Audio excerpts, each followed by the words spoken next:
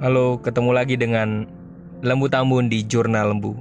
Dan ini adalah rahasia terbesarku yang pernah aku miliki.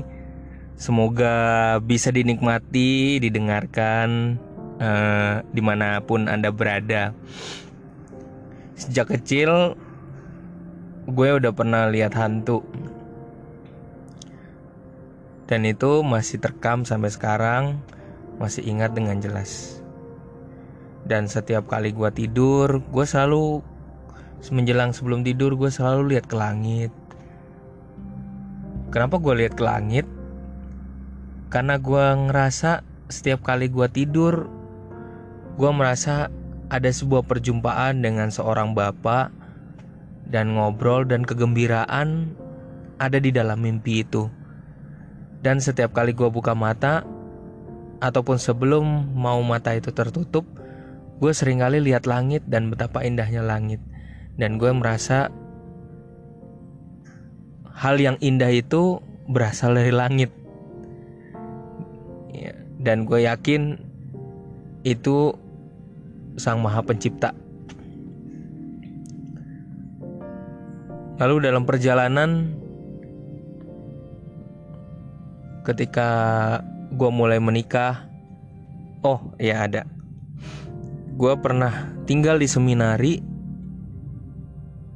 kurang lebih selama 10 tahun, tapi gue pernah mengalami pendidikan seminari menengah semacam SMA, itu kurang lebih 4 tahun.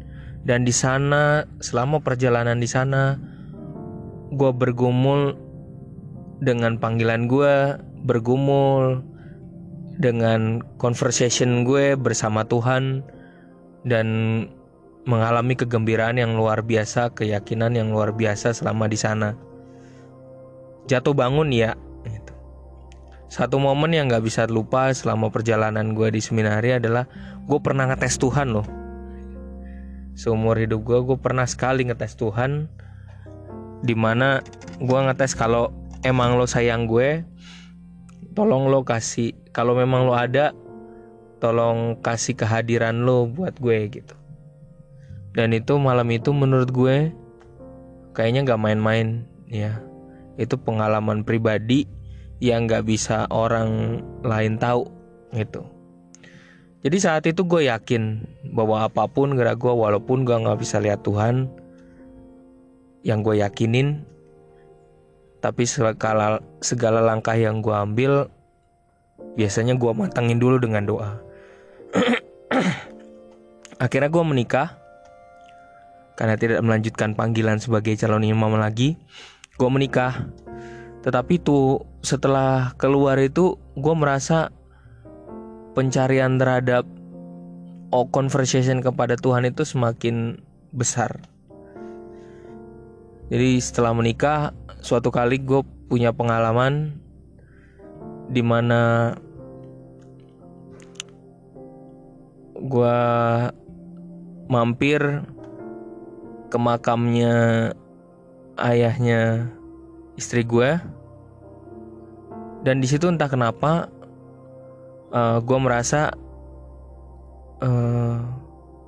gue perlu ada gerakan batin di mana gue perlu menyisipkan doa ya, menyisipkan doa untuk Opa Subali gitu. Ada kegembiraan di mana kita bisa kita bisa untuk menitipkan doa buat orang yang sudah meninggal gitu. Entah kenapa gitu. Padahal kayaknya kalau istri gue sendiri kayaknya kurang doa juga ya. Tapi gue merasakan setiap ada gerak batin di mana gue harus memberikan waktu, memberikan doa buat orang yang udah meninggal. Setelah itu, waktu pas papa gue meninggal, tapi sebelumnya jauh, sebelum papa gue meninggal, dia pernah kecelakaan luar biasa banget, tabrakan motor. Dan saat itu kalau menurut gue itu dia posisinya koma, ya. Dan waktu pas gue di dalam rumah sakit, gue gak terlalu sedih sih. Tapi saat itu gue secara gerak batin, gue pegang kakinya dia. Dan saat itu gue berdoa, Tuhan kalau memang saatnya dia memang harus dipanggil, diambil aja hari ini gitu. Tapi feeling gue mengatakan, gerak batin gue mengatakan, Tuhan memberikan kesempatan lagi nih. Tuhan memberikan kesempatan lagi. Dan ternyata benar, Tuhan memberikan kesempatan. Luar biasa banget. Dan saat itu, percaya gak percaya, walaupun gue gak ngeliat Tuhan, tapi Tuhan itu hadir gitu. Setelah waktu pas kecelakaan berikutnya lagi, ayah gue dipanggil.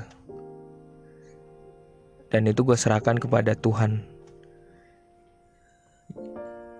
Dari jarak jauh, papa gue dirawat di Bekasi, gue ada di Jakarta Barat. Gue cuman berdoa, semoga papa gue diberikan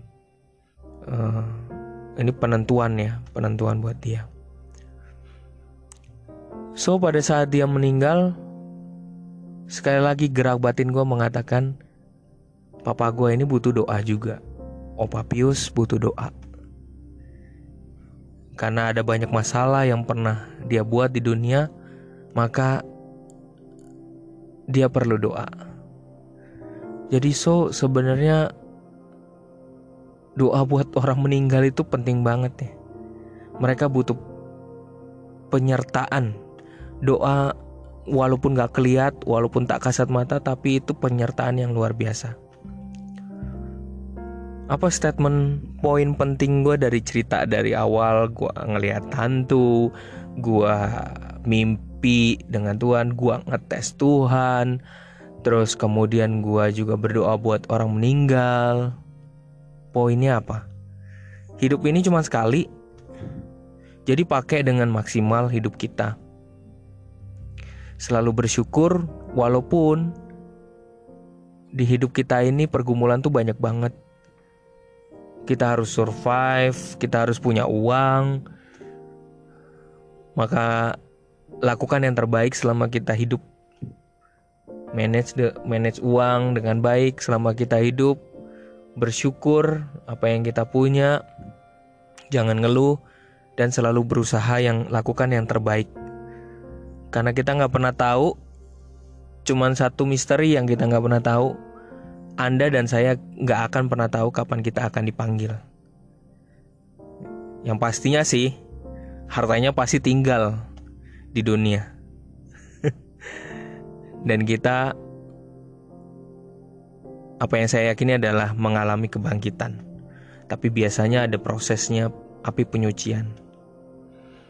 Itu yang gue yakinin. Maka selama kita hidup, lakukan yang terbaik, buatlah kebaikan, karena kita gak pernah tahu misteri di kehidupan kita. Apa yang ada di dunia ini, yang saya yakini itu sifatnya sementara. Tapi kita perlu banyak bersyukur kepada Tuhan Yang Maha Esa. Pada akhirnya manusia kembali ke yang atas. Dan sejujurnya kita gak pernah kenal misterinya Tuhan tuh kayak gimana. Bahkan pribadinya Tuhan aja kita juga gak kenal, karena tak kasat mata. Tapi dalam suara hati kita selalu mengenal Tuhan yang mendampingi kita. Bersyukurlah, dan juga jangan lupa berdoa buat orang-orang yang sudah meninggal, karena mereka pun butuh doa, butuh kekuatan. Salam dari gue, Lembu Tambun, hanya di Jurnal Lembu.